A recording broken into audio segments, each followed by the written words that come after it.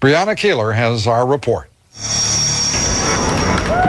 It's a modern-day Boston Tea Party, a scene that's played out in recent weeks from Los Angeles to Oklahoma City to Jacksonville, Florida.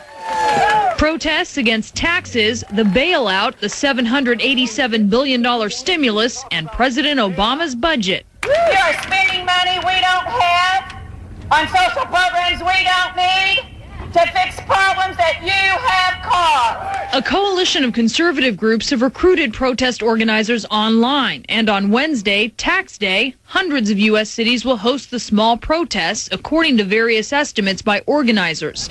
They're also encouraging Americans to send tea bags to their members of Congress, and a U.S. Postal Service spokeswoman tells CNN employees have noticed some spillage of tea as they sort mail headed for Capitol Hill.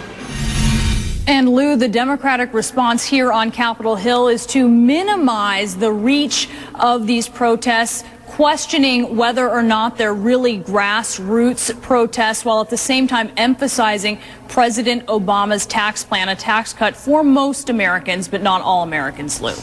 Well, there's some humor in that, isn't there? Because most of the demonstrations that we've seen across the country from, if you will, the left or the Democratic Party have been organized by MoveOn.org, various special interest groups of all sorts, depending on the protest. It shouldn't come as a surprise to anyone that there would be organized political involvement in this, right, Brianna?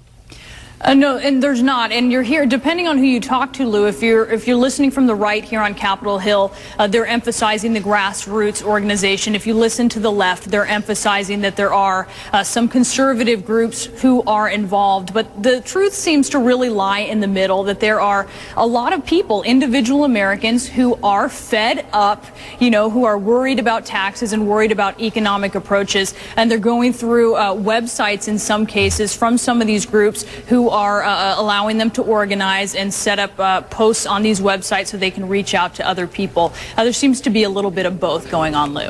All right. And as you said, Brianna, and I happen to think it works this way most of the time, the truth lies somewhere in the middle. Thanks, Brianna Keilar from Capitol Hill. Straight ahead here.